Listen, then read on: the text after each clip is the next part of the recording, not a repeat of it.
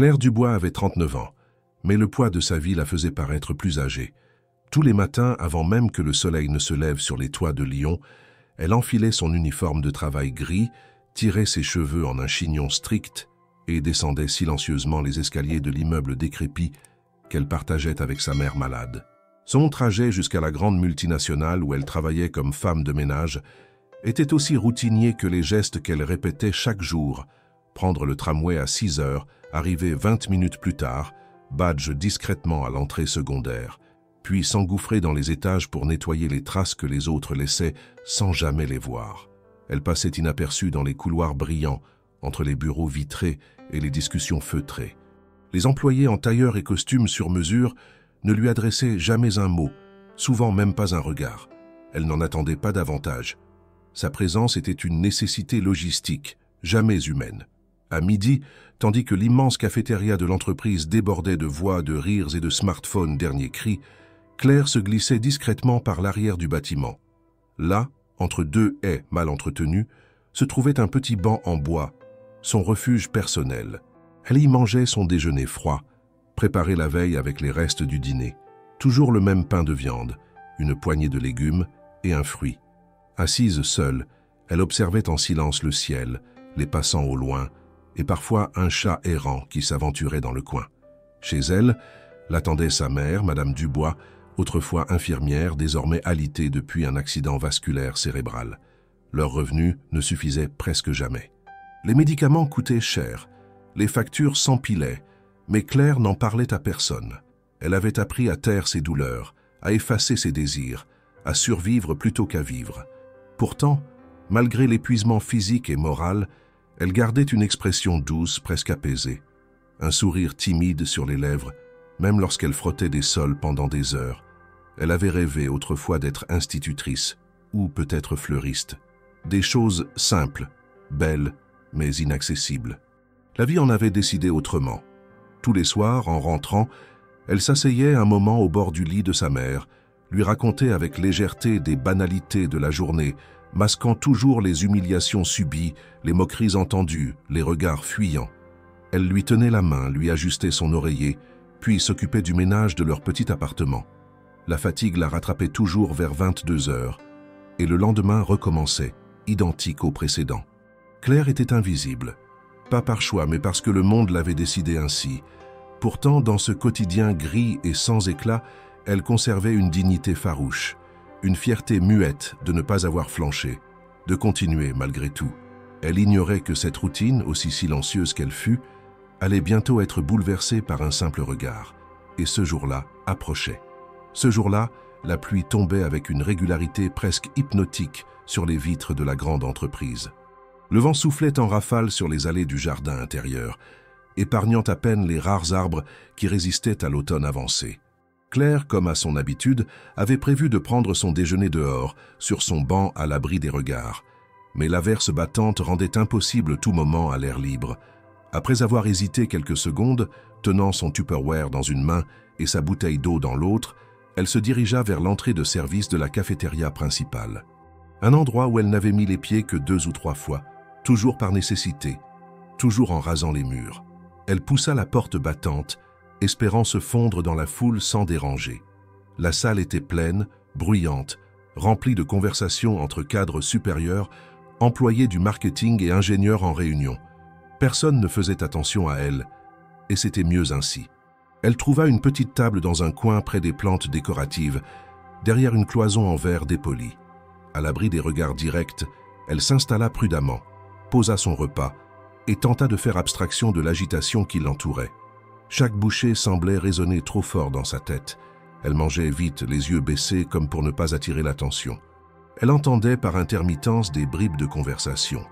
Voyage à Bali, promotion interne, voitures électriques, projets confidentiels, des mondes si éloignés du sien qu'ils en devenaient presque irréels. En se levant pour partir, elle attrapa sa bouteille d'eau à moitié vide. Mais ses doigts glissèrent. Le plastique tomba, rebondit contre le pied de la table et roula sans prévenir, jusqu'au centre de la salle, sous une grande table entourée de 6 hommes en costume sombre. L'un d'eux se pencha aussitôt, ramassa la bouteille et contre toute attente se leva. Grand, mince, la quarantaine élégante, il marcha calmement jusqu'à Claire. Elle le reconnut aussitôt. Alexandre Morel, le président-directeur général de l'entreprise, l'un des visages les plus médiatisés du monde des affaires en France. Elle sentit sa gorge se nouer. Il tendit la bouteille avec un sourire poli, mais non fin.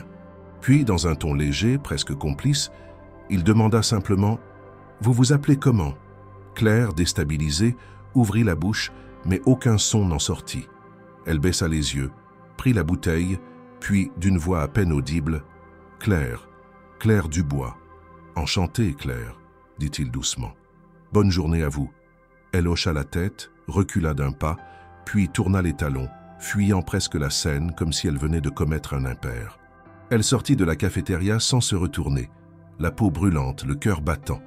Le monde semblait soudain trop grand, trop rapide. Elle avait parlé au PDG. Il lui avait souri. Il lui avait demandé son nom. Pourquoi?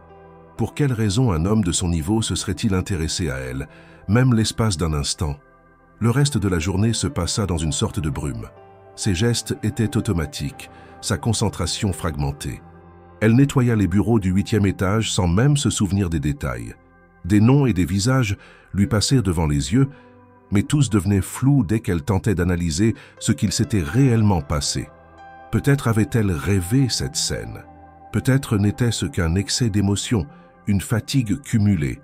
Pourtant, une image revenait sans cesse dans son esprit, celle de lui, debout, la bouteille à la main, avec ce regard qui n'avait rien de moqueur, ni de condescendant. Juste de la curiosité, peut-être, ou de la gentillesse pure. Mais cela n'avait pas de sens. Ce genre de choses ne se produisait pas dans son univers. Les dirigeants comme Alexandre vivaient dans un monde à part, avec leurs dîners d'affaires, leurs conférences internationales et leurs villas perchées sur les collines. Pas de place pour une femme de ménage qui passait ses soirées à soigner sa mère et ses nuits à rêver de stabilité. Et pourtant, quelque chose avait changé. Ce regard, ce simple moment d'humanité inattendue, avait fissuré l'armure de son quotidien. Elle se coucha ce soir-là en essayant de ne pas trop y penser. Mais elle n'y parvint pas. Elle se répétait chaque détail, chaque mot, chaque expression. Elle s'endormit avec l'étrange sensation que quelque chose, quelque part, venait de basculer. Le lendemain matin, la pluie avait cessé, mais le ciel restait lourd, recouvert d'un voile gris uniforme. Claire, fidèle à sa routine, avait commencé sa tournée bien avant que les premiers employés ne franchissent les portes vitrées du siège. Elle nettoyait les couloirs du 3e étage lorsqu'un détail attira son attention dans la petite salle de pause réservée au personnel d'entretien. Sur la table où elle posait habituellement ses gants et sa bouteille d'eau, un petit rectangle de papier plié en deux l'attendait. Aucun nom apparent à l'extérieur, juste une écriture manuscrite droite presque soignée. Elle jeta un regard autour d'elle comme si elle s'attendait à surprendre quelqu'un en train de l'observer. Personne. Elle prit le billet avec précaution, déplia lentement la feuille et lut en silence. « Claire, pourriez-vous me retrouver à 18h dans la salle de conférence numéro 3 ? A. M. » Elle relut le message 2 fois, comme pour s'assurer qu'elle n'avait pas mal compris. Les initiales étaient sans équivoque. Alexandre Morel. Elle sentit une vague de chaleur monter en elle, suivie d'un froid immédiat. Pourquoi lui? Pourquoi maintenant? Que pouvait bien lui vouloir le président-directeur général d'une entreprise qui employait plusieurs centaines de personnes? Était-ce une erreur? Un malentendu? Une blague de mauvais goût? Les heures suivantes passèrent dans une lenteur oppressante. Elle faisait son travail avec rigueur, comme toujours, mais son esprit tournait en boucle autour du même point. Devait-elle y aller? Était-ce prudent? Que risquait-elle? Et si elle se présentait là pour rien, si c'était une farce montée par quelqu'un qui voulait l'humilier? Elle connaissait bien la cruauté silencieuse de certains collègues, même entre membres du personnel d'entretien. Vers 17h30, elle termina son dernier étage plus rapidement que d'habitude. Elle se lava les mains, arrangea un peu ses cheveux dans le miroir fissuré des toilettes du sous-sol, puis remonta lentement les étages jusqu'au niveau des salles de conférence. Elle hésita longuement devant la porte de la numéro 3. Le couloir était désert. Elle colla son oreille contre le bois, n'entendit aucun bruit. Finalement, après une profonde inspiration, elle poussa la porte. La salle était vaste, moderne, mais sobre. Une grande table en bois clair trônait au centre, entourée de chaises noires. Au bout de la pièce, dos à la baie vitrée, Alexandre Morel se tenait debout, les mains croisées devant lui. Il n'avait ni téléphone, ni ordinateur, et ne regardait pas un écran. Lorsqu'il vit Claire, il sourit immédiatement, d'un sourire calme et sincère. « Merci d'être venue, Claire.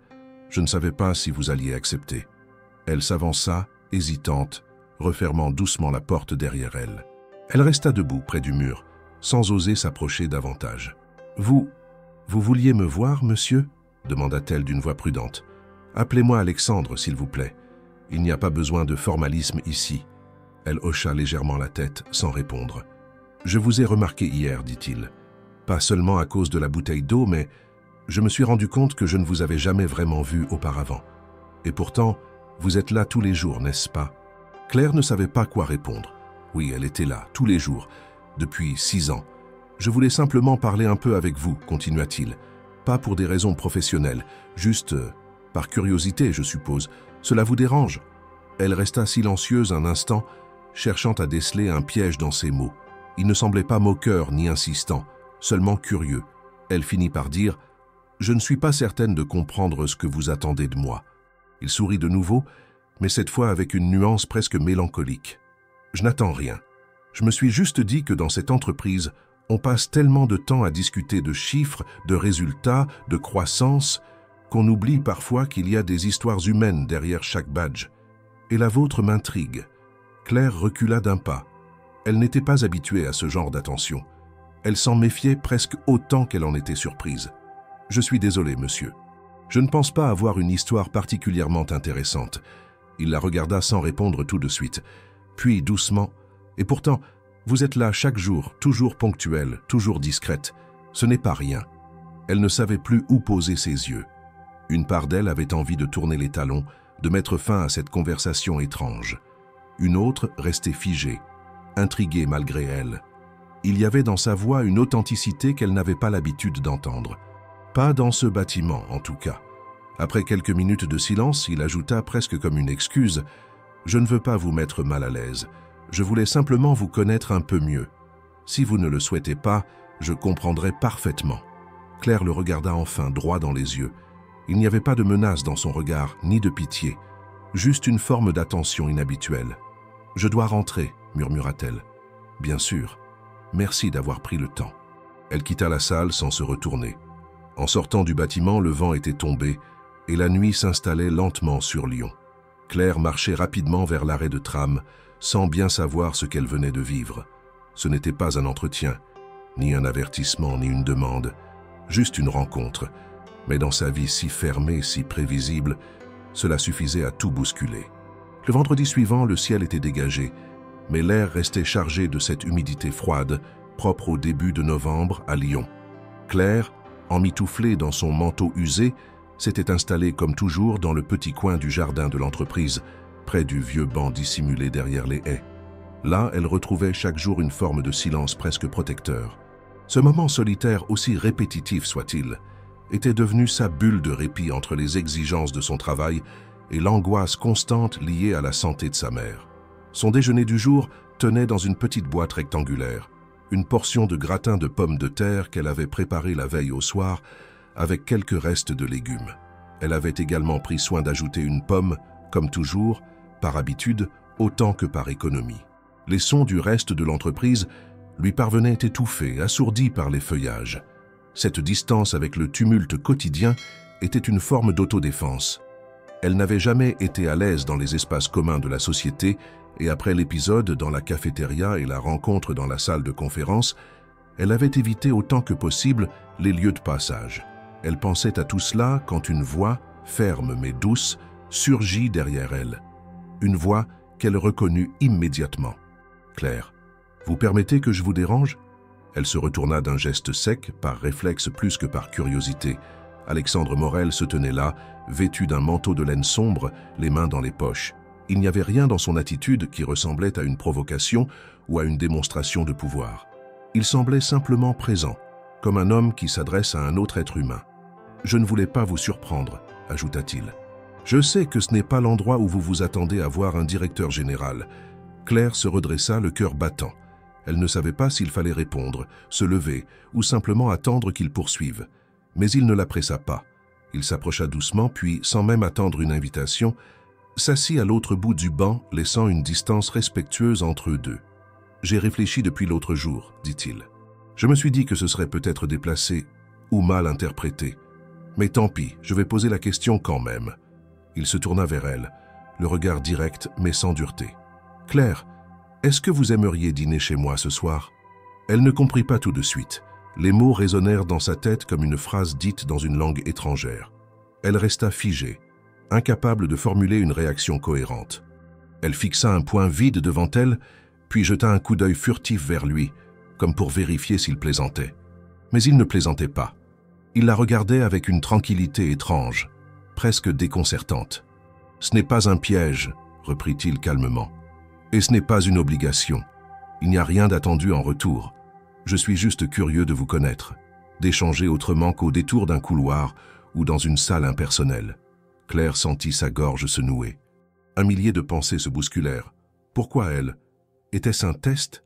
Une caméra cachée? Une façon détournée de l'humilier?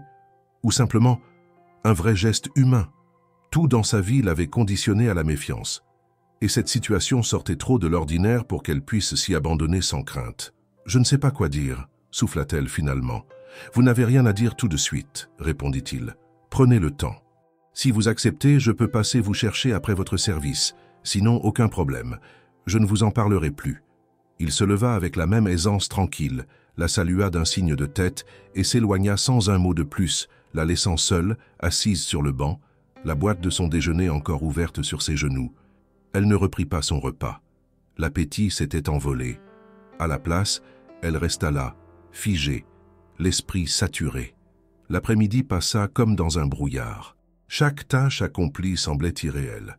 Les bureaux, les claviers à essuyer, les vitres à nettoyer, tout se faisait mécaniquement, sans qu'elle n'y pense vraiment. Elle voyait les silhouettes des cadres à travers les portes vitrées, entendait des fragments de réunion, mais son attention était ailleurs. Le monde avait dérapé dans une direction qu'elle ne maîtrisait plus. À la fin de son service, elle rejoignit le vestiaire réservé au personnel. Elle prit son sac, vérifia son visage dans le miroir ébréché. Elle ne portait aucun maquillage, seulement un peu de crème hydratante. Ses cheveux, attachés en une queue de cheval basse, laissaient voir quelques mèches rebelles grisonnantes. Son uniforme était propre, mais il portait les marques d'une journée de travail. Elle rentra chez elle en silence, le tram plein de travailleurs fatigués comme elle. Une fois chez elle, elle trouva sa mère assoupie devant la télévision. Claire s'approcha doucement, lui caressa les cheveux, puis s'assit sur le vieux fauteuil du salon. Elle resta là, un long moment, sans allumer la lumière, écoutant le tic-tac de l'horloge murale et les respirations régulières de sa mère. Quelque chose en elle hésitait encore. La peur, le doute, l'humiliation possible, mais aussi une autre voix, plus discrète, celle qui se faisait entendre rarement. Et si c'était simplement une chance? Pas une promesse, pas une opportunité de changement radical, juste un moment humain offert sans attente. Elle se leva, ouvrit la petite armoire de sa chambre et en sortit une robe en coton bleu marine. C'était la plus simple qu'elle possédait, mais elle l'avait toujours gardée en bon état. Elle la posa sur le lit, repassa rapidement les plis avec ses mains, puis alla préparer le dîner pour sa mère. Elle ne savait toujours pas si elle irait. Mais le fait d'y penser déjà si intensément signifiait peut-être qu'une réponse se dessinait. La lumière du jour s'éteignait lentement sur les immeubles des quartiers populaires de la périphérie lyonnaise. Dans l'appartement modeste qu'elle partageait avec sa mère, Claire préparait le dîner sans bruit. Elle avait rentré la robe dans l'armoire, mais le tissu semblait peser dans sa mémoire, comme une promesse qu'elle n'arrivait pas encore à assumer. Chaque geste en cuisine, chaque regard vers l'horloge murale, la ramenait à l'invitation de la veille, dîner chez lui. Elle n'avait encore pris aucune décision. Elle voulait, mais ne voulait pas. Elle hésitait entre la peur de paraître ridicule et la peur de rater un moment unique. Sa mère était assise à la table, les yeux fatigués, les mains posées sur la nappe fleurie qu'elles utilisaient depuis des années. Malgré la faiblesse de son corps, sa vigilance ne l'avait jamais quittée. Claire savait qu'elle ne pourrait rien lui cacher. Après avoir servi les assiettes, un potage de légumes épaissi avec un peu de riz, elle s'assit en face d'elle, respirant profondément avant de parler. « Maman, quelqu'un m'a invité à dîner ce soir. » La phrase fut lâchée d'un trait, comme si la dire rapidement atténuait sa portée. Madame Dubois releva les yeux avec lenteur, observant attentivement le visage de sa fille. « Quelqu'un » demanda-t-elle, avec une curiosité teintée de prudence. « C'est Alexandre Morel, le directeur général. » Il y eut un silence, un long silence. L'air sembla se figer dans la petite pièce. Madame Dubois resta immobile, puis posa lentement sa cuillère. « Le PDG de ton entreprise ?» Claire hocha la tête. La réaction de sa mère ne fut pas immédiate. Elle fronça les sourcils, visiblement préoccupée. « Claire, ces choses-là n'arrivent pas à des femmes comme nous. Tu le sais, non ?» La phrase, dite sans colère ni sarcasme, tomba comme un verdict. Pas une accusation, mais une mise en garde. Claire baissa les yeux. Elle s'attendait à cette réaction. Une part d'elle-même la partageait. « Peut-être qu'il est sincère, » répondit-elle avec hésitation. « Il ne m'a rien demandé d'étrange. Il veut juste dîner, discuter. C'est tout. Les hommes puissants ne font jamais les choses sans raison, » murmura sa mère. « Même quand ils sont polis, même quand ils sourient. Surtout quand ils sourient. » Claire sentit son estomac se contracter. Ce doute, elle l'avait porté toute la journée. L'écouter formulé par sa mère le rendait encore plus réel. Mais au fond d'elle, quelque chose résistait. Une volonté ténue mais obstinée de ne pas tout rejeter sous prétexte que cela semblait improbable. « Tu crois que je ne devrais pas y aller ?» demanda-t-elle presque à voix basse. « Je crois que tu devrais faire ce que ton cœur te dit, mais en te rappelant toujours d'où tu viens et ce que tu risques. » Claire acquiesça doucement. Elle termina son assiette sans dire un mot, puis aida sa mère à se lever pour aller s'allonger. Elle l'installa dans son lit, lui remonta les couvertures, lui donna ses comprimés pour la tension. Elle lui baisa le front, resta quelques minutes près d'elle, puis retourna dans sa chambre. La robe bleu marine était toujours là, étalée sur le lit. Claire l'effleura du bout des doigts. Elle se souvenait l'avoir achetée lors d'un solde, 3 ans auparavant, pour assister à une cérémonie de remise de diplôme d'une cousine. Depuis, elle n'avait jamais trouvé d'autre occasion de la porter. Ce soir semblait être une justification suffisante, même si elle n'osait pas encore le croire complètement. Elle se changea lentement. Doucement, elle coiffa ses cheveux, les laissa détacher cette fois. Elle se maquilla à peine, un peu de poudre pour uniformiser son teint, un soupçon de baume sur les lèvres. Puis, elle enfila un manteau simple, attrapa son vieux sac en toile et jeta un dernier regard dans le miroir. Ce qu'elle y vit ne la convainquit pas totalement, mais elle se sentit au moins présentable. À 19h, elle descendit dans la rue. Alexandre l'attendait dans une voiture sombre, garée discrètement à quelques mètres de l'entrée. Lorsqu'il la vit arriver, il sortit et lui ouvrit la portière. Aucune arrogance, aucune mise en scène. Juste un geste simple, naturel. « Merci d'être venu », dit-il en souriant. Elle répondit d'un signe de tête, monta dans le véhicule. Le trajet se fit dans un calme surprenant. Il ne lui posa pas de questions, ne tenta pas de meubler artificiellement le silence. Claire apprécia cette retenue. Elle observait la ville défiler par la vitre, les rues familières s'éloigner peu à peu. Ils arrivèrent devant une maison élégante, située sur une colline surplombant le Rhône. Loin d'être ostentatoire, la bâtisse respirait une certaine sobriété raffinée. À l'intérieur, les pièces étaient vastes mais chaleureuses, décorées avec goût mais sans excès. Alexandre lui fit visiter le salon, la cuisine, puis l'invita à s'asseoir à table. Le dîner, déjà prêt, avait été préparé par un chef à domicile. Il le précisa sans fierté, simplement comme un fait. Un plat de poisson accompagné de légumes de saison, du pain artisanal, une bouteille de vin qu'il n'insista pas à lui faire goûter. Claire, bien qu'un peu raide au début, se détendit lentement. Alexandre dirigeait la conversation avec une aisance respectueuse, posant des questions sur sa vie sans jamais être intrusif. « Et si vous aviez pu faire autre chose ?» demanda-t-il à un moment donné. « Qu'auriez-vous aimé faire si les choses avaient été différentes ?» Claire réfléchit longuement avant de répondre. « J'aimais beaucoup les livres. J'aurais peut-être aimé être bibliothécaire ou professeur. Mais la vie n'a pas suivi ce chemin. Il n'est jamais trop tard pour réécrire certains chapitres, » dit-il doucement. Elle baissa les yeux, touchée malgré elle. Ce genre de phrase, elle l'avait entendu 1000 fois à la télévision, dans des discours, dans des publicités motivantes. Mais dans cette bouche-là, ce soir-là, elle semblait différente. Moins théorique, plus réelle. Quand elle quitta la maison, quelques heures plus tard, il n'y eut ni promesse, ni geste déplacé, ni illusion offerte. Juste un regard, un remerciement et un « à bientôt » prononcés sans pression. Claire rentra chez elle en silence, mais dans son cœur quelque chose s'était déplacé. Rien de miraculeux, juste un mouvement discret, comme une porte entr'ouverte dans un couloir qu'elle croyait verrouillé.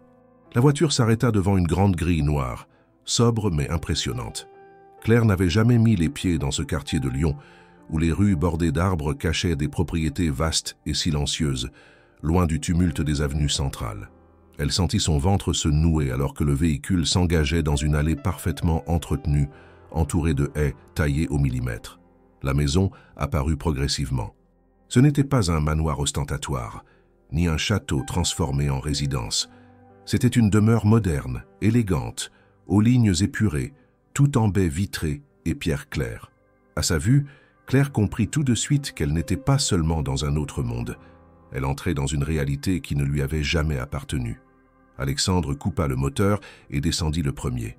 Il fit le tour pour lui ouvrir la portière, sans se presser, sans mettre en scène un geste qu'il répétait probablement rarement.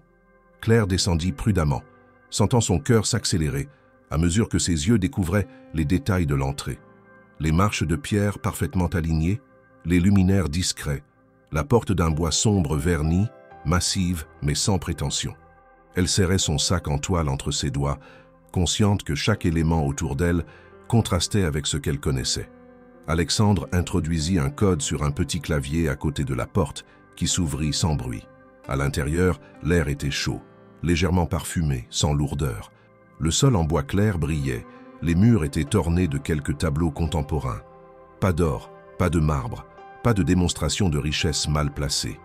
Tout était dans la précision, le choix réfléchi, le raffinement silencieux. Claire retira son manteau après un léger moment d'hésitation.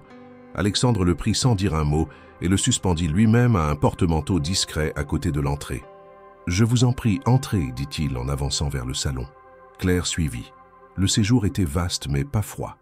Un grand canapé en tissu gris clair faisait face à une bibliothèque basse remplie de livres et de quelques objets d'art. À droite, une immense baie vitrée donnait sur une terrasse qui surplombait le Rhône. Même la nuit, on distinguait les reflets du fleuve, étendus comme un ruban sombre au loin. L'image était presque irréelle. Ils s'assirent dans le salon, chacun à une extrémité du canapé. Claire gardait les mains jointes sur ses genoux, attentive à sa posture, consciente de chaque mouvement. Alexandre, lui, semblait parfaitement à l'aise, mais sans arrogance. Il ne parlait pas trop, il ne remplissait pas les silences. Et c'est justement ce silence qui finit par devenir gênant, non pas parce qu'il pesait, mais parce qu'il laissait place à l'introspection. Claire n'avait rien à quoi se raccrocher dans cette maison. Aucun repère, aucune habitude à quoi se rattacher pour se sentir en sécurité. Il finit par se lever. « Je vais chercher le dîner. Installez-vous comme vous voulez. » Elle resta assise. Ses yeux parcourèrent les murs, les étagères, les objets. Elle nota une photo encadrée sur une commode. Un homme plus jeune, Alexandre sans doute, debout entre deux personnes âgées. Le cadre était simple mais posé avec soin. Pas de trophées, pas de diplômes affichés. Juste des signes de vie rangés avec discrétion. Lorsqu'il revint, il portait un plateau avec 2 assiettes couvertes, un petit panier de pain et une bouteille déjà débouchée. Il déposa le tout sur une table basse, alluma une lumière plus tamisée, puis s'installa à nouveau près d'elle. « Ce n'est pas moi qui ai cuisiné », précisa-t-il, presque amusé. « Un chef vient 2 fois par semaine pour m'aider à mieux manger. Si je devais me nourrir seul, ce serait uniquement de pâtes et de sandwichs. » Claire esquissa un sourire léger. Il servit les plats, une volaille rôtie accompagnée de légumes racines, avec une gestuelle lente, sans empressement. « Bon appétit !» Elle acquiesça, le remercia, puis goûta timidement. Le plat était excellent, les saveurs délicates, équilibrées, très loin de ce qu'elle avait l'habitude de manger. Pourtant, elle n'osa pas exprimer son admiration. Elle avait peur que cela sonne déplacé, ou qu'on y voie une flatterie. Le repas se déroula dans un calme étrange. Alexandre évitait soigneusement les sujets liés à l'entreprise. Il ne parlait ni de finances, ni de stratégie, ni de projets en cours. À la place, il posait des questions sur elle, toujours avec cette même neutralité presque bienveillante. « Et votre mère ?» demanda-t-il à un moment. « Comment va-t-elle » Claire se raidit légèrement. « Elle a des problèmes de santé depuis quelques années. Je m'occupe d'elle. Ce n'est pas facile tous les jours, mais je fais ce que je peux. » Il hocha la tête sans rien dire de plus. Puis il ajouta « J'ai grandi avec ma grand-mère. Elle m'a élevé seule. Je sais ce que c'est, les sacrifices silencieux. » Cette phrase résonna étrangement en Claire. Elle ne s'attendait pas à ce qu'il parle de lui. Elle s'était préparée à un dîner figé, à une forme de jeu social où elle serait l'invitée observée. Mais depuis qu'elle était entrée dans cette maison, rien ne s'était passé comme prévu. Et vous, Claire, vous avez des rêves que vous avez mis de côté? Des choses que vous auriez voulu faire, mais que la vie ne vous a pas laissé tenter?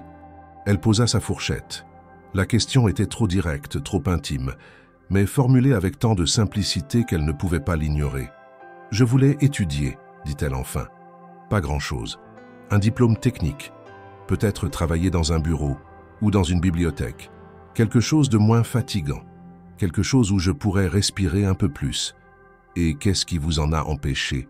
Le temps, l'argent, les responsabilités, les priorités. » Elle n'ajouta rien. Elle n'avait pas envie de s'apitoyer. Elle constatait simplement les faits.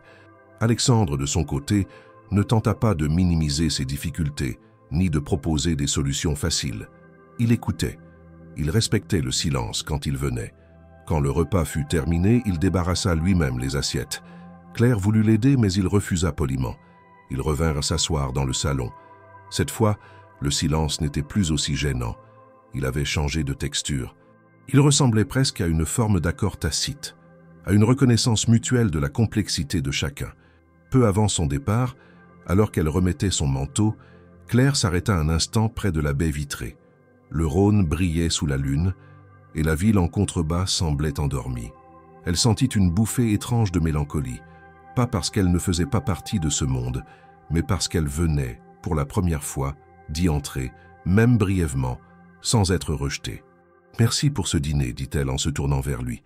Merci à vous d'être venu. » Elle sortit sans bruit, redescendit les marches, monta dans la voiture qui la ramènerait chez elle. Le trajet se fit sans mots. Elle regardait les rues défiler, pensant à sa mère, à la robe qu'elle replierait soigneusement dans l'armoire, à cette soirée qui, sans changer sa vie, avait déplacé une frontière qu'elle croyait fixe. Le salon était plongé dans une lumière douce, tamisé par des lampes discrètes posées aux quatre coins de la pièce. Le dîner terminé, les assiettes rangées et la vaisselle lavée, par Alexandre lui-même, malgré les protestations polies de Claire, l'atmosphère s'était installée dans un calme étrange. Ni pesant, ni léger, il s'agissait plutôt d'une suspension. Comme si, après les premiers échanges hésitants et les regards prudents, quelque chose de plus profond attendait, tapi dans l'ombre du confort apparent. Claire s'était assise de nouveau dans le fauteuil près de la bibliothèque, un mug de tisane fumante entre les mains. Alexandre se tenait non loin, debout devant l'une des étagères, parcourant les dos des livres du regard, sans vraiment chercher à en sortir un. Un silence long s'était installé, mais il n'était pas embarrassé. Il avait la consistance de ces moments où deux personnes n'ont plus besoin de combler le vide pour prouver leur présence. « Je n'ai jamais parlé de ça à quelqu'un ici », dit soudain Alexandre, la voix posée, presque étouffée par le tapis épais. Claire leva les yeux vers lui attentive. « Quand je suis arrivée dans cette entreprise, il y a plus de 15 ans, je n'avais rien. Juste un diplôme obtenu à force de bourse et de petits boulots. Personne ne me prenait au sérieux. On me traitait avec politesse, mais je n'étais qu'un technicien parmi d'autres. Sans réseau, sans appui. Rien dans ma trajectoire ne promettait ce que je suis devenu. Il fit quelques pas dans la pièce, sans la regarder directement. Un seul homme m'a offert une chance, un ancien directeur qui a vu quelque chose en moi. Il m'a confié un projet minuscule, mais stratégique. Je l'ai mené à bien. Et puis, un autre. Jusqu'à ce que, petit à petit, les portes s'ouvrent. Il s'arrêta, tourna enfin les yeux vers Claire. Je n'oublierai jamais ce sentiment, d'être regardé pour la première fois comme quelqu'un qui compte, pas parce que je portais un costume cher, pas parce que j'étais à la tête de quoi que ce soit, juste parce qu'on avait vu en moi une possibilité. Claire ne dit rien. Elle tenait toujours sa tasse, mais ses doigts étaient immobiles. Elle n'aurait su expliquer pourquoi, mais ces mots dits sans pathos, sans fioriture, pénétraient en elle comme une lame lente. Elle s'était toujours crue seule dans ses renoncements. Et voilà qu'un homme, au sommet de ce qu'elle croyait inaccessible, évoquait un passé d'efforts invisibles. « Et vous, Claire ?» murmura-t-il. « Qui vous a tendu la main ?» Elle sentit sa gorge se nouer. Elle reposa sa tasse avec lenteur sur la table basse. Puis, après quelques secondes d'un silence presque douloureux, elle répondit « Personne ». Sa voix ne tremblait pas. Elle ne cherchait pas la pitié, elle énonçait un fait. Il n'y avait jamais eu de mentor, de soutien providentiel, de figure salvatrice. Elle avait avancé seule, non pas vers quelque chose, mais juste pour survivre. « J'ai commencé à travailler à 17 ans, dit-elle. J'ai enchaîné les emplois de nuit, les heures de ménage, les soins à domicile. Mon père est parti tôt. Ma mère a tenu tant qu'elle a pu. Puis elle est tombée malade. Je ne me suis jamais posé la question de ce que je voulais. Je faisais ce qu'il fallait, c'est tout. » Elle croisa les bras, plus pour se protéger du froid intérieur que pour se fermer à lui. « Aujourd'hui encore, je ne sais pas vraiment ce que je voudrais faire. J'ai juste peur. Peur que ma mère ne tienne plus longtemps. Peur de ne pas pouvoir payer ses médicaments. Peur de me retrouver sans travail, sans repère, sans solution. » Alexandre ne répondit pas tout de suite. Il s'était rapproché mais gardait toujours une distance respectueuse. Son regard, cependant, s'était chargé d'une intensité nouvelle. « Vous avez tenu seul, dit-il enfin. C'est admirable. Et rare. » Claire secoua la tête. « Ce n'est pas de l'admiration que je cherche. Je veux juste respirer un peu, sans avoir à me battre pour chaque seconde de tranquillité. » Un silence s'installa de nouveau. Mais cette fois, il était chargé. Non pas d'incompréhension, mais de reconnaissance. Deux êtres issus de mondes différents, réunis par une fracture similaire, celle de ne pas avoir été attendus et d'avoir dû tout construire dans l'ombre. « Vous savez, dit-il en se rasseyant près d'elle, je ne voulais pas que ce dîner vous mette mal à l'aise. Je n'avais pas d'arrière-pensée. Je voulais juste vous écouter, parce qu'il y a quelque chose chez vous que j'ai reconnu. Une force silencieuse, une dignité que peu de gens possèdent. » Claire sentit ses yeux la piquer, mais elle refusa de pleurer. « Pas ici, pas maintenant. » Elle se leva lentement, lissa sa robe machinalement, puis murmura « Je devrais rentrer. » Il se leva aussi, sans insister, sans chercher à la retenir. « Bien sûr, je vous raccompagne. » Dans la voiture, le silence régna de nouveau, mais il n'était plus inconfortable. Il était dense, habité.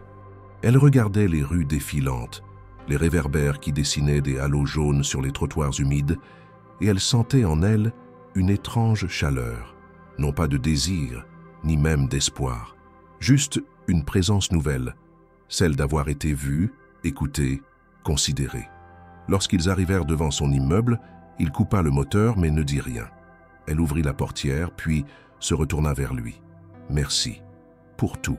Claire, si un jour vous avez besoin de parler ou même de ne pas parler, vous savez où me trouver. » Elle hocha la tête, descendit et referma la porte sans claquer.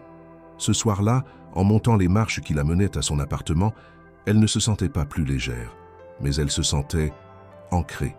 Et cela suffisait. La semaine qui suivit le dîner fut étrange, suspendue, comme si le temps s'était ralenti autour de Claire. Les jours passaient, mais quelque chose avait changé dans la manière dont on la regardait. Cela avait commencé par des murmures à peine audibles lorsqu'elle passait dans les couloirs, des regards rapides, aussitôt détournés, des silences précipités dans les ascenseurs.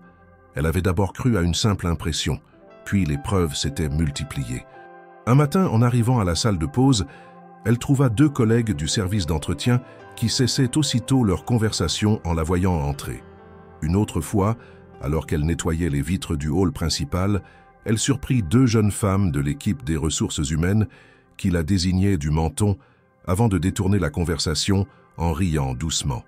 Claire ne disait rien, mais son ventre se nouait chaque jour un peu plus.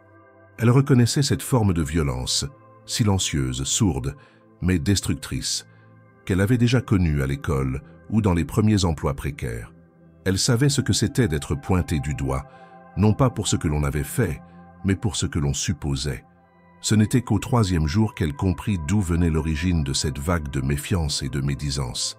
Une jeune femme de la maintenance, plus courageuse que les autres, l'approcha discrètement au moment où Claire sortait du local des produits d'entretien. « Tu sais, quelqu'un t'a vu l'autre soir, descendre de la voiture noire, devant chez toi. » Claire sentit son sang se figer. « Et alors ?» demanda-t-elle, la voix plus calme qu'elle ne l'aurait cru. « Les gens parlent, ils disent que tu as une relation avec le patron. » Le mot « relation » fut prononcé avec une gêne visible. La jeune femme rougit aussitôt, consciente de l'énormité de l'insinuation.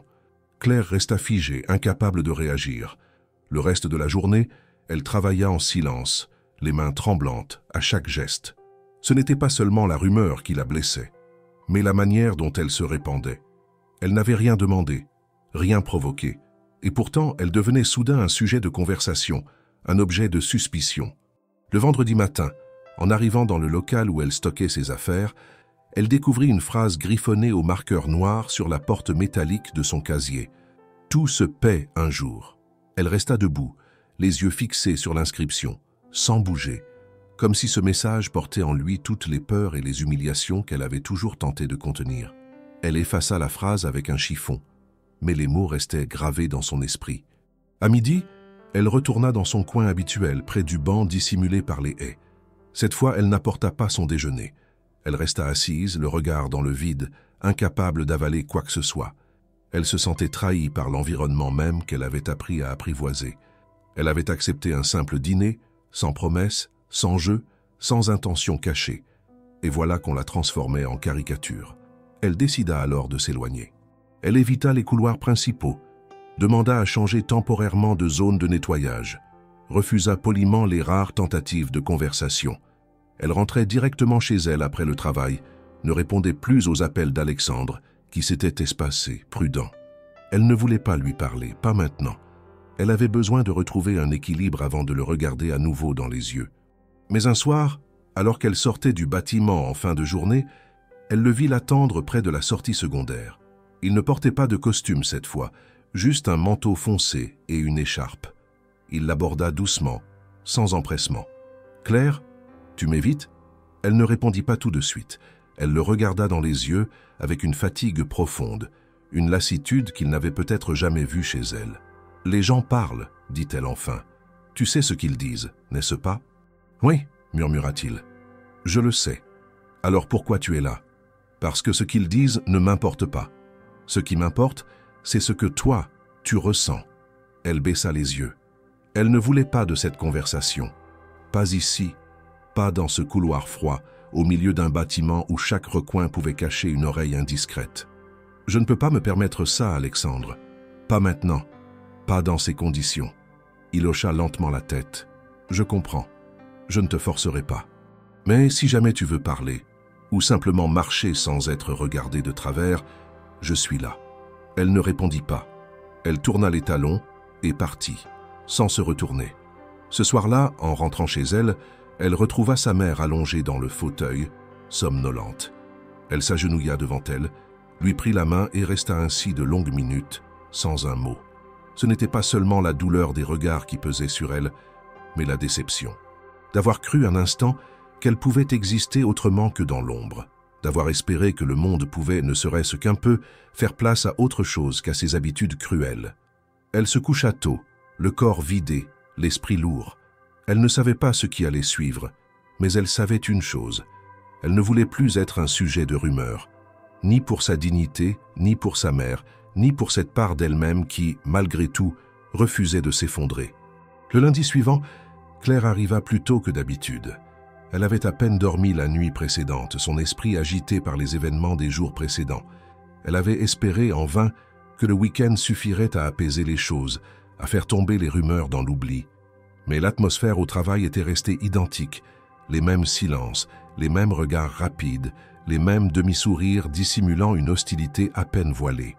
Elle avait cessé d'y prêter attention, du moins en apparence.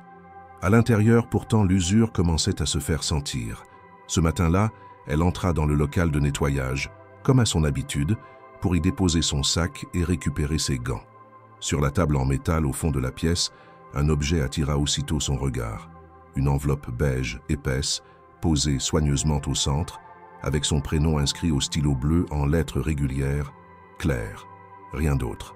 Pas de logo, pas de signature apparente. Elle la prit entre ses mains, un peu méfiante. Elle vérifia que personne n'était dans le couloir, puis referma la porte derrière elle avant de l'ouvrir. À l'intérieur, un document soigneusement plié, accompagné d'une lettre manuscrite. Le document était un certificat de préinscription dans une formation technique spécialisée en gestion logistique, dispensée dans un centre public de formation professionnelle à Lyon. Il y avait aussi un planning prévisionnel, des informations sur les frais couverts et un feuillet de confirmation d'inscription. La lettre, quant à elle, était courte. Écrite de la même main que l'adresse sur l'enveloppe, elle portait simplement ces mots. « Claire, je ne prétends pas savoir ce que vous voulez pour votre avenir, mais je sais que vous avez la capacité d'aller bien plus loin que ce que cette entreprise vous permet. Ce n'est ni un don, ni une dette. C'est un encouragement. Une porte entr'ouverte. La décision vous appartient entièrement. » A.M. Claire relut le texte plusieurs fois. Son cœur battait fort, comme si les mots eux-mêmes prenaient vie dans ses mains. Elle s'assit sur une des chaises en plastique du local, la lettre posée sur ses genoux. Elle n'avait jamais reçu ce genre de proposition. On ne lui avait jamais offert une possibilité concrète d'évolution. Elle avait parfois rêvé, oui, mais jamais sérieusement envisagé une reprise d'études. Le coût, le temps, l'énergie, tout semblait toujours trop loin, trop complexe, trop irréalisable. Et pourtant, voilà devant elle une proposition claire, structurée, possible. Elle resta là longtemps, sans bouger, à fixer le mur gris du local.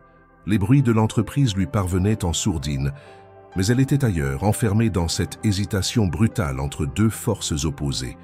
D'un côté, la peur, l'immense peur de perdre ce qu'elle avait. La routine, le salaire, modeste mais fixe, la sécurité précaire qu'elle avait construite pour elle et sa mère. De l'autre, le désir, l'appel de quelque chose de nouveau, de valorisant, d'émancipateur. Et au milieu, ce doute paralysant. Avait-elle encore le droit de croire en un avenir différent? Tout au long de la journée, elle porta cette enveloppe dans son sac, la ressortant parfois à la pause, l'effleurant comme pour vérifier qu'elle était bien réelle. À plusieurs reprises, elle pensa à en parler à sa mère. Mais chaque fois, elle se ravisait. Ce n'était pas une discussion qu'elle pouvait avoir dans l'état actuel des choses. Il lui fallait d'abord décider seule, peser les conséquences, évaluer ses limites. Le soir venu, après avoir terminé sa journée de travail, elle prit le tramway sans rentrer directement chez elle. Elle descendit 3 arrêts plus tôt, marcha jusqu'au centre de formation indiqué dans la lettre. Elle s'arrêta devant le bâtiment. Une structure simple, fonctionnelle, avec des baies vitrées et un hall d'accueil éclairé. Elle observa les allées et venues d'adultes de tous âges, certains en tenue de travail, d'autres avec des sacs à dos. Elle se sentit soudain minuscule, décalée. Que faisait-elle là? Pouvait-elle vraiment s'imaginer à leur place? Elle resta ainsi, debout sous le réverbère, à regarder les inconnus entrer et sortir. Puis elle rentra chez elle, sans parler de cette escapade à sa mère. Le dîner fut silencieux. Elle servit la soupe, rangea la cuisine, aida sa mère à s'allonger, puis s'enferma dans sa chambre. Assise sur le bord du lit, elle sortit l'enveloppe une fois de plus. Elle relut la lettre. Elle comprit alors que la décision ne tenait pas uniquement à une opportunité. Il s'agissait aussi de rompre avec ce qu'elle avait toujours accepté comme immuable. De dire non à la peur, non à la honte, non à l'idée qu'elle devait rester à sa place. Mais cela signifiait aussi quitter son emploi, faire face à la désapprobation possible de sa mère, renoncer à la stabilité immédiate pour une promesse incertaine. Elle n'avait aucune garantie, rien sinon sa volonté. Et un homme, un seul, qui avait posé un geste de foi en elle. Elle s'allongea sans trouver le sommeil. Les heures passaient, les chiffres rouges du réveil clignotaient sans pitié. Elle imaginait tous les scénarios. L'échec, le jugement, la fatigue extrême, mais aussi la possibilité d'un jour se sentir fière d'elle-même, autrement que par sa résilience silencieuse. À 5 heures du matin, avant même que le réveil ne sonne, elle se leva. Elle posa l'enveloppe sur la table du salon, y ajouta un post-it jaune où elle écrivit simplement « On en parle ce soir ». Puis elle partit travailler, le cœur plus lourd que jamais, mais les idées plus claires.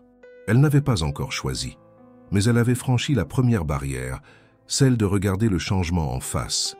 Les jours suivants furent une suite d'instants suspendus, une lutte constante entre l'habitude et le saut vers l'inconnu.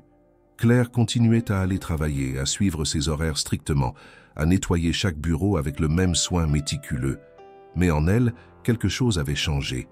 Elle ne voyait plus les couloirs comme avant. Chaque étage, chaque poignée de porte, chaque distributeur de café lui rappelait l'enfermement qu'elle n'avait jamais remis en question. L'enveloppe qu'elle avait laissée sur la table du salon, accompagnée de son petit mot, avait provoqué une conversation tendue avec sa mère le soir même. « C'est un bon emploi, Claire. Pas parfait, mais il nous permet de tenir. Je sais, maman, Mais est-ce que je vais continuer comme ça encore 10 ans? 20? On ne change pas de vie à 40 ans, répliqua-t-elle, plus fatiguée que dure. Tu crois que c'est aussi simple? Non, ce n'est pas simple, mais je n'en peux plus de survivre. J'aimerais vivre. La discussion n'avait pas débouché sur une approbation, mais elle avait été dite, entièrement, et cela suffisait pour la première fois à faire naître une décision. Claire attendit la fin de la semaine pour faire ce qu'elle savait nécessaire. Le vendredi matin, elle demanda à parler à son supérieur direct, le chef d'équipe du personnel d'entretien. C'était un homme pragmatique, rarement concerné par autre chose que les plannings et les stocks de produits de nettoyage. Quand elle lui annonça son intention de partir, il la regarda avec surprise, mais sans chercher à la convaincre du contraire. « Tu es sérieuse, Claire? Tu veux vraiment quitter ton poste? »« Oui, je vais commencer une formation. J'ai besoin de changement. » Il haussa les épaules. « C'est toi qui vois.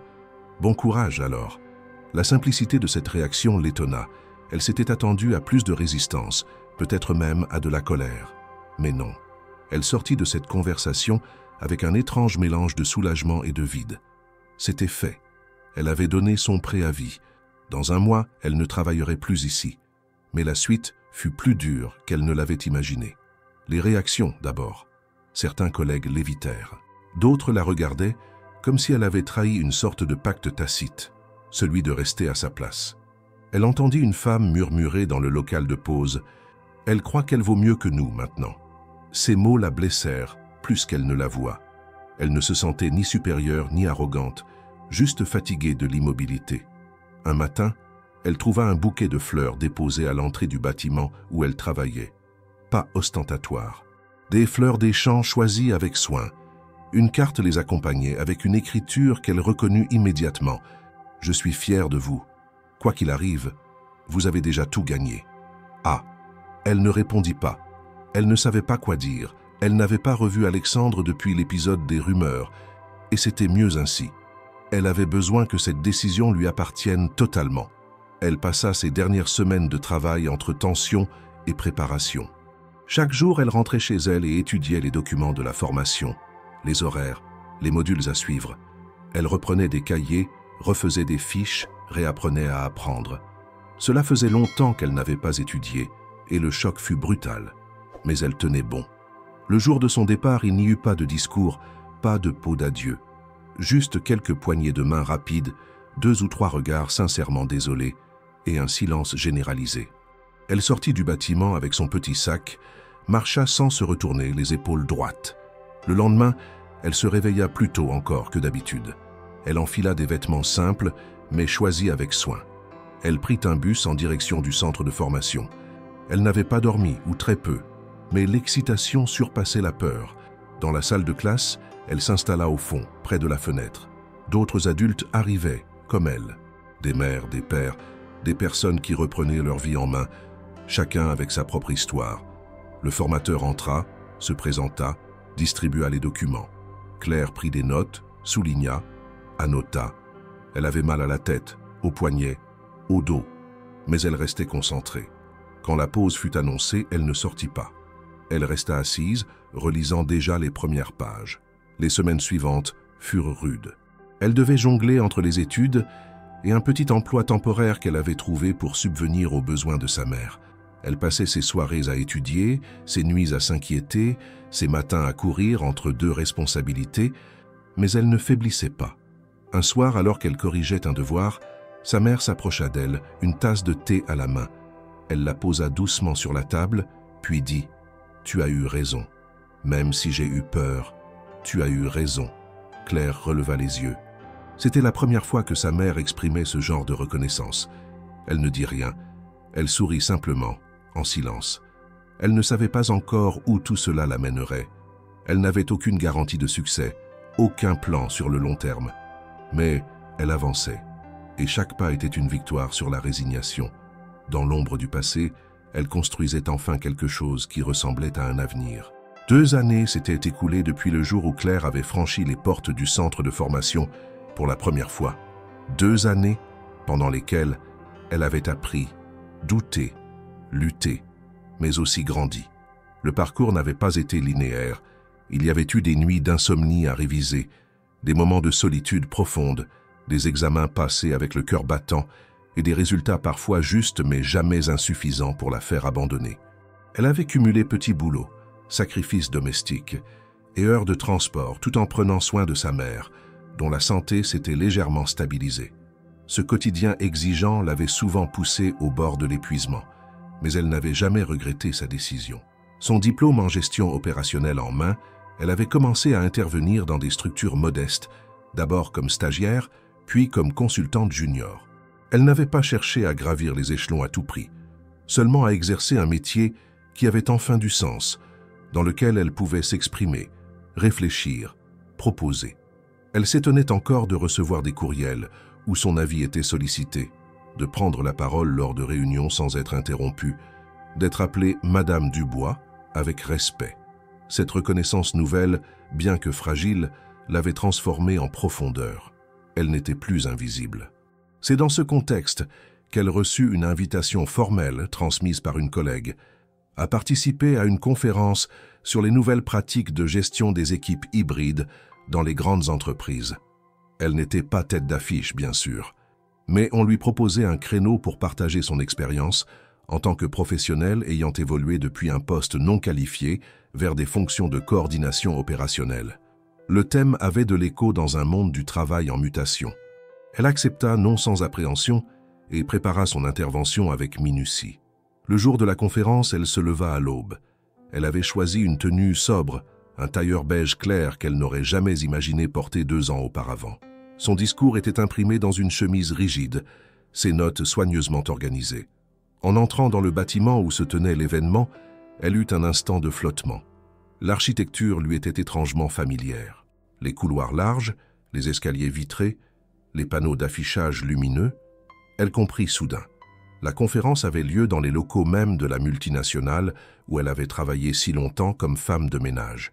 Elle sentit son souffle se suspendre quelques secondes. Son corps se raidit, ses mains se crispèrent autour de la lanière de son sac. Elle hésita à faire demi-tour, mais une voix intérieure, calme, déterminée, la poussa à avancer. Elle n'était plus celle qui nettoyait les vitres en silence. Aujourd'hui, elle avait sa place ici, pas comme invitée par erreur, mais comme professionnelle venue transmettre son parcours. Les couloirs n'avaient pas changé. Certains visages, oui. Elle croisa quelques employés qui ne la reconnurent pas. D'autres, plus rares, eurent un mouvement de surprise discret, qu'ils tentèrent de masquer par une politesse forcée. Elle les salua avec assurance, sans hostilité. Son nom figurait sur le programme officiel. Il n'y avait rien à justifier. Dans l'amphithéâtre, elle fut accueillie par une organisatrice qui la mena à une salle d'attente réservée aux intervenants. Elle échangea quelques mots avec les autres orateurs, principalement des consultants et des directeurs RH. La tension monta doucement, comme à chaque prise de parole publique, mais elle la canalisa par la respiration. Puis vint son tour. Elle entra dans la salle, monta sur l'estrade, salua l'assistance. Son intervention dura un peu plus de 15 minutes. Elle parla sans notes, les yeux tournés vers le public. Elle raconta son histoire sans pathos, sans plainte, mais avec la précision de celle qui a vécu chaque étape dans sa chair. Elle évoqua l'importance de la formation continue, la nécessité de croire en ses compétences, les résistances internes et externes. Elle insista sur le besoin pour les entreprises de voir les talents là où ils n'apparaissent pas toujours sur un CV. Lorsqu'elle termina, la salle applaudit. Elle inclina légèrement la tête, descendit de l'estrade, le cœur battant à tout rompre. C'est en quittant la scène qu'elle le vit. Alexandre Morel, debout au fond de la salle, l'applaudissait lui aussi. Il portait un costume sobre, une chemise sans cravate, et son regard était fixé sur elle. Il n'avait pas changé. Ou plutôt si, quelque chose dans sa posture trahissait une forme de fierté discrète, presque émue. Ils restèrent de quelques secondes à se fixer, sans bouger, au milieu des bruits de la conférence. Il s'avança ensuite vers elle, calmement. « Claire », dit-il en s'arrêtant à sa hauteur, « bienvenue de nouveau parmi nous. » Elle le regarda avec une intensité calme. Ce n'était plus l'homme qu'elle admirait de loin, ni celui qui l'avait invité un soir à dîner dans sa maison silencieuse. Ce n'était pas non plus un supérieur ni un sauveur.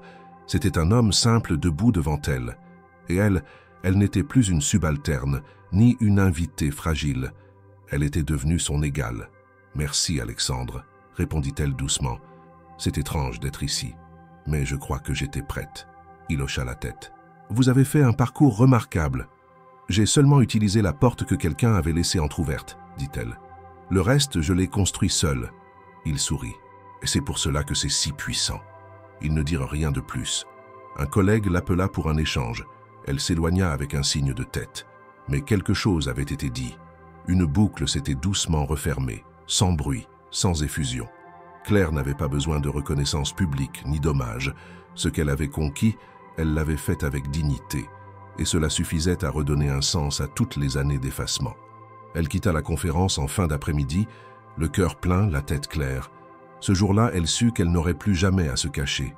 À la sortie de la conférence, alors que le bâtiment se vidait peu à peu et que les groupes de participants se dispersaient entre conversations professionnelles et échanges de cartes de visite, Claire resta un instant à l'écart, debout près de l'entrée principale. Elle tenait un tote bag contenant les documents de l'événement, une bouteille d'eau entamée et son carnet de notes. Les murs autour d'elle, jadis témoins de ses pas discrets et de ses gestes invisibles, lui semblaient aujourd'hui presque familiers, mais sous un autre angle. Non plus comme un espace de soumission, mais comme un lieu dépassé, traversé. Elle allait partir lorsqu'Alexandre la rejoignit. Il n'était ni pressant ni cérémonieux. Il s'approcha avec la même réserve attentive qui l'avait toujours caractérisé. Un léger sourire au coin des lèvres, mais sans insistance. « Vous avez encore un peu de temps ?» demanda-t-il. « Juste un café. » Claire réfléchit une seconde, puis hocha la tête. Ils quittèrent le bâtiment ensemble, marchant côte à côte dans la fraîcheur du soir. Le centre-ville n'était pas loin. Ils trouvèrent une petite brasserie à quelques rues de là, une terrasse encore ouverte malgré la saison, protégée par des parasols chauffants. Ils s'installèrent à une table dans un coin, un peu à l'abri. Aucun des deux ne parla pendant les premières minutes. Le serveur vint prendre leur commande. Un café noir pour elle, un thé pour lui.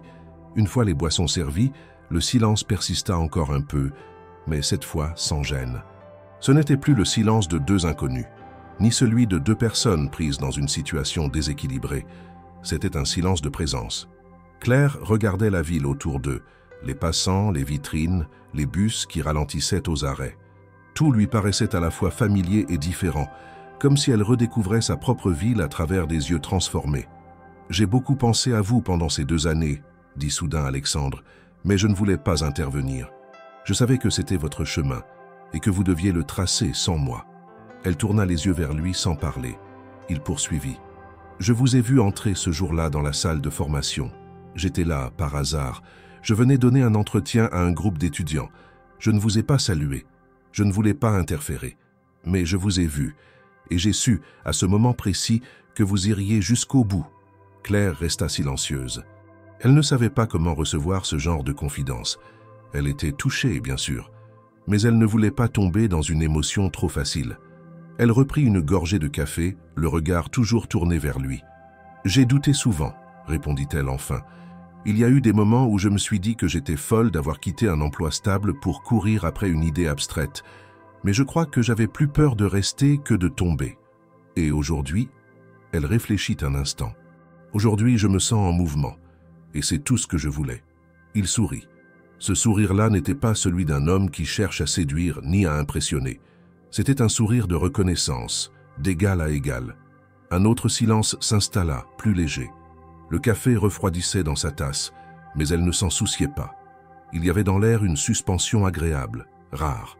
Puis Alexandre reprit la parole, doucement, comme s'il testait les mots avant de les prononcer. « Claire, maintenant que vous êtes ici à cette table, après tout ce chemin, si je vous proposais de dîner avec moi, encore une fois, sans raison professionnelle, sans arrière-pensée, sans aucun poids, seulement pour le plaisir de partager un moment, que répondriez-vous » Elle le fixa longuement. Il ne fuyait pas son regard. Il n'y avait dans ses yeux ni attente désespérée, ni calcul, juste une sincérité simple, presque désarmante. Elle posa doucement sa tasse sur la table, inspira profondément, et répondit dans un sourire calme, sans hésitation, « Oui, mais cette fois par choix, par envie, pas par curiosité ni par politesse, parce que j'en ai envie. » Il acquiesça. Aucun mot de plus ne fut nécessaire. Ils restèrent encore un moment là, assis l'un en face de l'autre dans cette terrasse presque vide, à regarder la nuit tomber sur la ville. Pas de promesse, pas de plan, juste une possibilité, assumée, acceptée. Claire sentait au fond d'elle que ce moment ne serait ni un début, ni une fin, seulement une continuité, une manière de dire que certaines choses, quand elles viennent sans bruit, méritent parfois d'être vécues pleinement. Le rendez-vous fut fixé pour un samedi soir, 2 semaines après leur échange sur la terrasse. Aucun détail extravagant, aucun suspense inutile. Alexandre avait simplement proposé une date, et Claire avait accepté sans détour. Il ne s'agissait plus d'une invitation intimidante dans une maison luxueuse, ou d'un événement où l'un des deux devait se présenter sous son meilleur jour. Cette fois, tout était clair, humble, à hauteur d'êtres humains qui avaient traversé des chemins escarpés pour se retrouver, non pas à l'endroit où tout avait commencé, mais à celui où ils avaient chacun choisi d'être. Claire avait décidé de l'inviter chez elle. Non par orgueil, ni pour inverser les rôles, mais parce qu'elle voulait que ce moment ait lieu dans son propre espace, là où elle vivait réellement, là où elle se sentait entière. Elle avait rangé son appartement avec soin, sans chercher à masquer la simplicité des lieux. Les rideaux avaient été lavés, les coussins secoués, la table recouverte d'une nappe sobre, blanche, sans dentelle ni ornement. Elle avait cuisiné elle-même, un gratin dauphinois et une salade verte. En dessert, une tarte aux pommes, recette transmise par sa grand-mère et que sa mère aimait encore manger les bons soirs. Sa mère, justement, avait été mise au courant dès le début. Claire ne lui avait rien caché. Elles avaient parlé longuement. Cette fois, il n'y avait eu ni tension ni mise en garde, seulement une curiosité sincère et une discrète fierté, exprimée par quelques phrases sobres, typiques d'une femme pour qui les mots de reconnaissance étaient rares, mais pesés. « Tu fais les choses à ta manière. Je respecte ça. » Elle s'était installée dans son fauteuil préféré, avec un gilet bien boutonné, ses cheveux soigneusement brossés. Claire tenait à ce qu'elle soit présente. Ce dîner n'avait pas pour but de séduire ni de sceller quoi que ce soit. Il s'agissait de faire entrer Alexandre dans la réalité complète de sa vie, sans artifice. À 19h tapante, on frappa à la porte. Claire ouvrit. Alexandre se tenait là, vêtu simplement. Un pull en laine bleu marine, un jean sombre, une veste de mi-saison. Dans ses mains, un petit bouquet de fleurs des champs. Il n'avait pas cherché à impressionner. Il sourit. « Bonsoir. »« Bonsoir, entre. » Elle le fit entrer. Il salua poliment Madame Dubois, qui répondit avec un hochement de tête et un regard curieux mais bienveillant. Puis il complimenta l'appartement d'un mot simple, sans surjouer l'admiration. Claire lui montra où poser son manteau, puis l'invita à s'asseoir dans le salon. Elle apporta les assiettes, servit le plat, versant de l'eau dans les verres en verre épais qu'elle utilisait tous les jours. Le repas se déroula dans une fluidité étonnante. Il n'y avait aucune tension. Les sujets abordés étaient variés. Souvenirs d'école, anecdotes de cuisine ratée, livres aimés et films détestés. À un moment, Claire se surprit à rire franchement, sans retenue, et vit que sa mère souriait, elle aussi. Ce détail lui serra le cœur, mais dans le bon sens. Le temps d'un repas, la maison semblait habitée d'une paix nouvelle.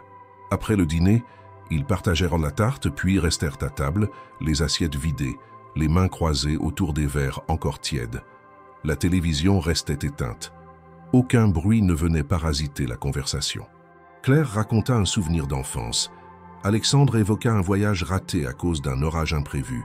Rien de spectaculaire, mais tout sonna juste. À la fin du repas, elle proposa un café. Il accepta. Pendant qu'elle préparait la cafetière manuelle, il s'approcha de la fenêtre et regarda la rue calme, baignée de l'éclairage doux des lampadaires. Il ne dit rien. Il ne cherchait pas à combler le silence. Claire le rejoignit avec 2 tasses fumantes. Ils s'assirent sur le petit canapé du salon. Pas de gestes précipités, pas de regard appuyé. Ils étaient là, simplement. Elle sentit sa main frôler la sienne, sans que cela ne provoque de sursaut ni de recul. Elle laissa faire. Le contact était léger, tranquille. Ce n'était pas une déclaration, ni une promesse. C'était un moment vrai, sans projection. Alexandre regarda autour de lui, puis vers elle. « Je suis content d'être ici. »« Moi aussi, » répondit-elle. Qu'il resta un instant silencieux, puis ajouta « Tu sais, ce que j'ai préféré ce soir, ce n'est pas le repas, même s'il était très bon.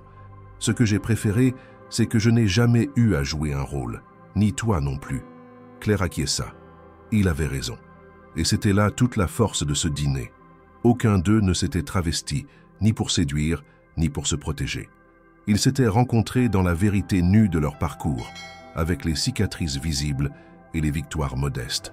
Ce soir-là, Elle n'était pas l'ancienne femme de ménage, et lui n'était pas le PDG admiré.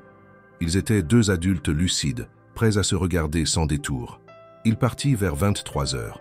Elle le raccompagna à la porte. Il lui serra doucement la main. Pas de baiser, pas de geste déplacé. Juste ce contact franc, calme. Avant de sortir, il se tourna vers elle une dernière fois. « À bientôt ?» Elle sourit. « Quand tu veux. » Une fois la porte refermée, elle resta quelques secondes appuyée contre le bois, puis retourna dans le salon. Sa mère dormait déjà dans son fauteuil, une couverture sur les jambes. Claire éteignit les lumières, rangea les dernières tasses, puis s'assit un instant sur le canapé vide. Ce soir-là, dans la simplicité la plus absolue, elle avait compris quelque chose d'essentiel. Sa vie ne se définissait plus par ce qu'elle avait fui, mais par ce qu'elle acceptait désormais de vivre. Sans honte, sans peur, sans devoir se cacher derrière des silences obligés. Elle n'attendait plus un miracle. Elle vivait enfin à hauteur d'elle-même.